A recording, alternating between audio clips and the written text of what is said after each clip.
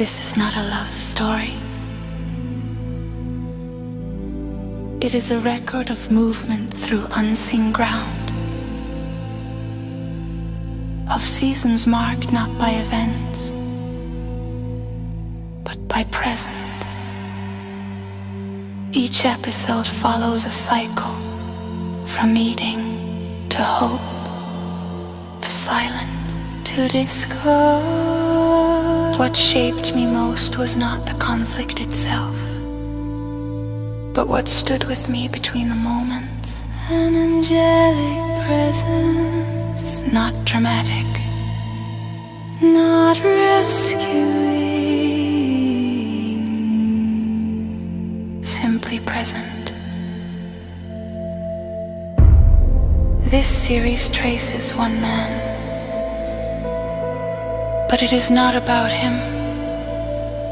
It is about what repeated cycles reveal when you are not abandoned in them. Seasons of War is the memoir of what happened in between. The quiet ground where awareness formed, the place where I was not alone. This is that record. This is that record.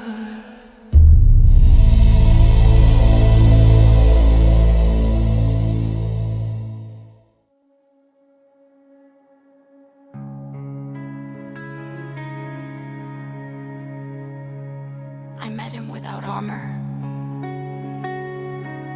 not because I was naive, but because my world was still open. When I first saw him, something in me lifted.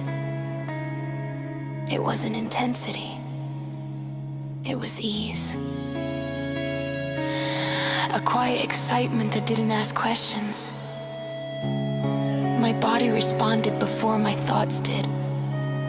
I smiled without trying. I felt light. He looked like possibility. Like someone who fit the life I believed I was building. There were no warnings, no inner brakes, no reason to be careful. I wasn't watching for patterns. I wasn't reading signs. Everything felt new. Open. Light. This season began with hope before I learned how to see.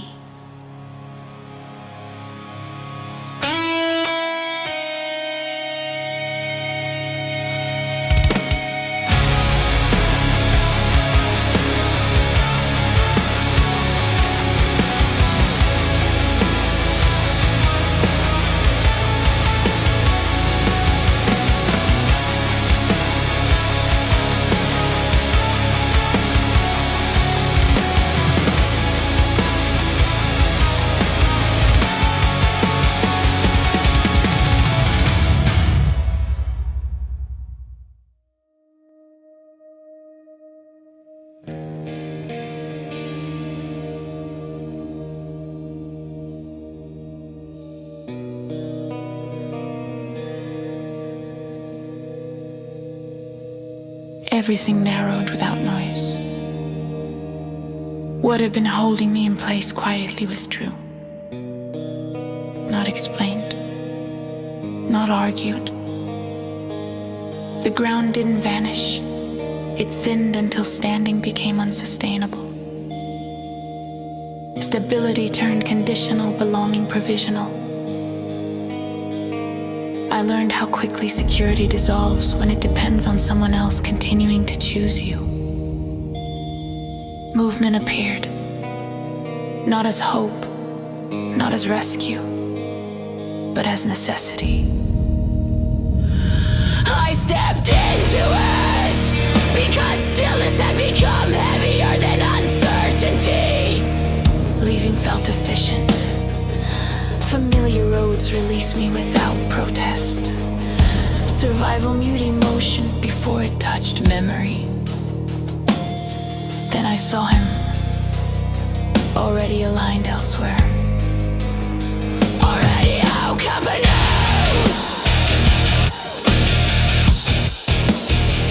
Already settled, while I was unanchored in transit, unfinished. Something sealed shut. Not anger, not grief, recognition. What I was losing was not a future, but the belief that it was shared. Once I belief loosened, there was no reason left to remain where I was no longer held. I did not know I was going, only that waiting would now happen in motion.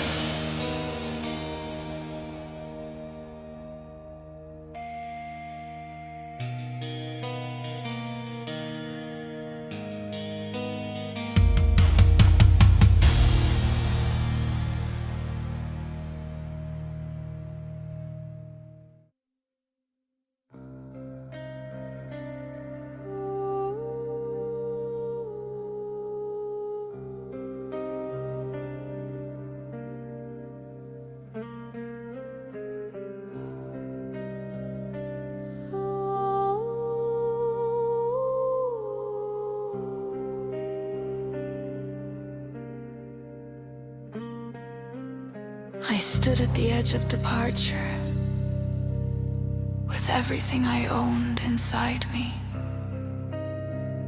Not certainty, not direction, just weight. I was surrounded by noise that wasn't mine,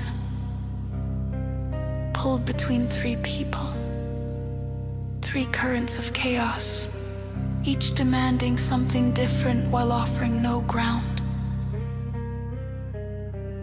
Their confusion pressed in, overlapping, blurring my own sense of direction. I wasn't leaving towards something clear. I was leaving because standing still inside that chaos had become heavier than movement. The road ahead didn't promise relief, only distance. And that was enough.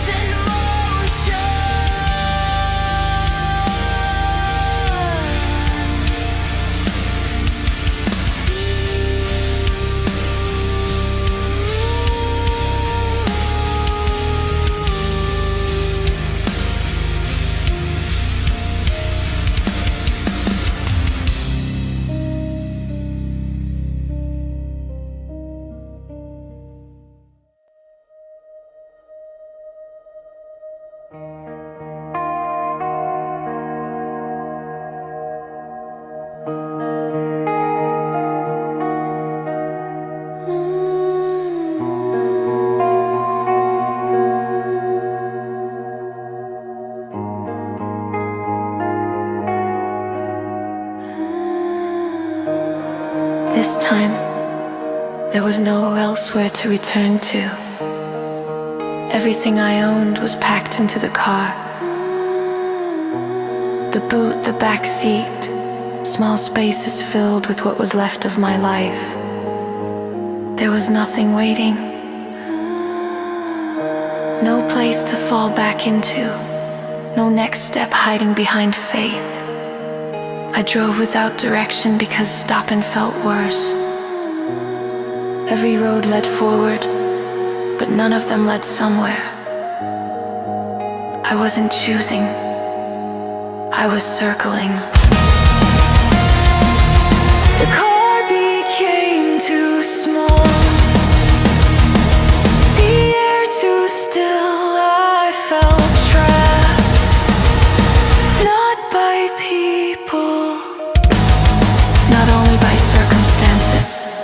by the absence of a next step. Even faith felt heavy, because I didn't know what obedience looked like. When there was nowhere to go, I didn't feel brave. I felt contained. My chest held questions without language. How long can a person live in between before it starts to erase them? God didn't explain. He didn't redirect. He stayed. No map, no promise, only breath still coming, and still steady on the wheel. I was alive, I was moving, and for now, that had to be enough.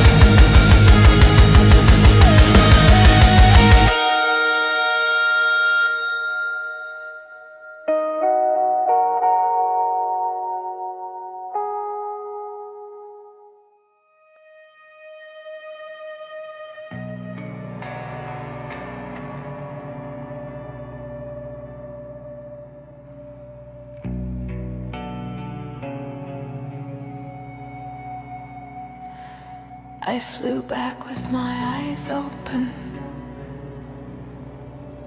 not because everything was fixed, but because certainty, even fragile certainty, felt like rest. I stood at arrivals holding my bag, surrounded by reunions that looked effortless. I felt excitement, and underneath it, a quiet unease that wouldn't leave. He arrived. He saw me. He stayed. This time there were promises, commitment spoken out loud. I knew why it appeared. Fear of losing supply has its own language. I recognized the cycle. I wasn't unaware anymore, but I was tired of running, tired of endless beginnings. I accepted that this was the pattern and chose the one I believed I could live with.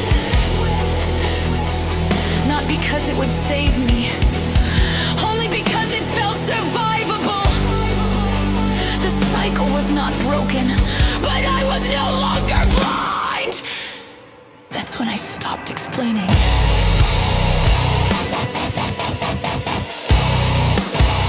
and started watching.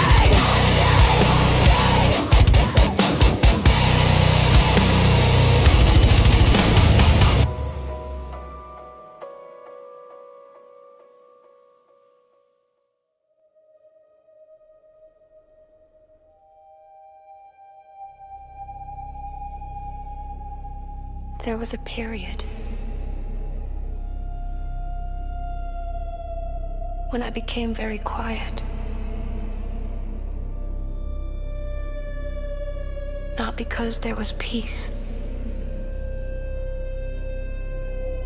but because listening was how I survived. I started sensing what wasn't said.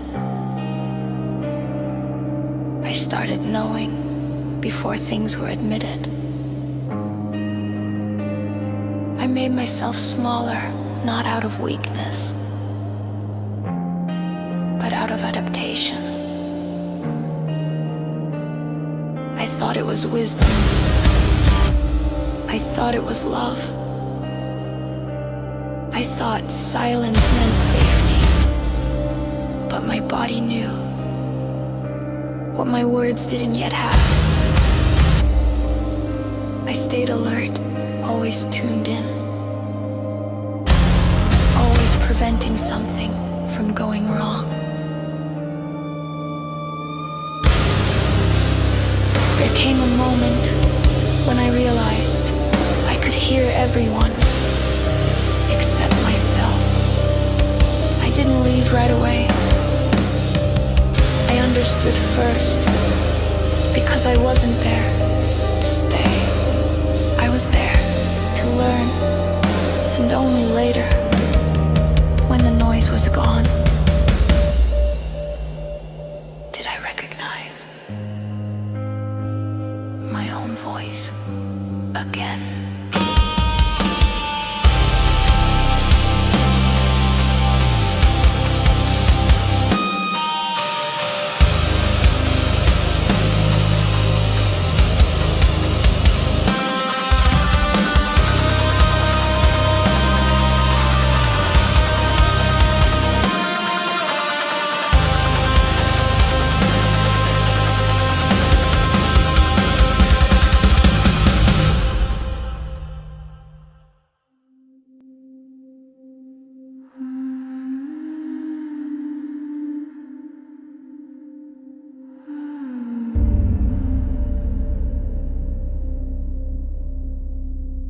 There was a period in my life that moved more slowly than the rest. Every day I walk the same route, the ocean beside me, the lighthouse ahead. The path worn smooth by repetition.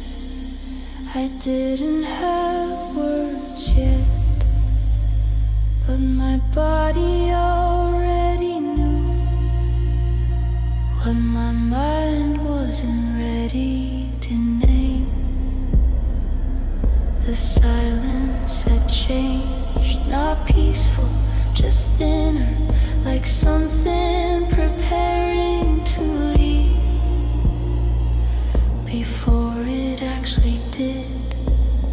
I knew the end was close. I didn't resist it, I didn't explain it, I just kept walking. I wasn't walking to escape, I was walking to listen, while something quietly came undone.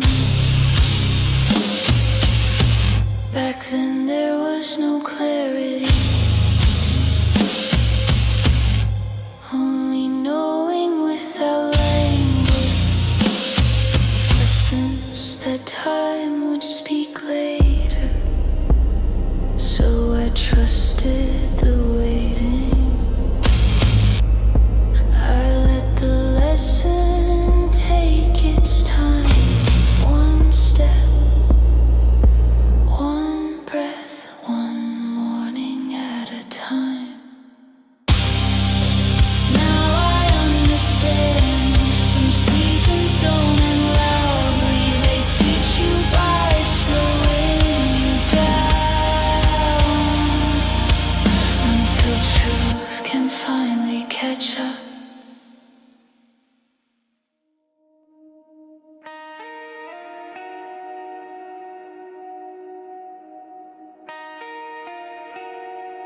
That end didn't arrive gently. It arrived exposed. The mask fell, and with it, the lies. I watched my clothes being thrown into a suitcase. Not by him, by someone who should have known better. The truth was already known, and still, he was protected.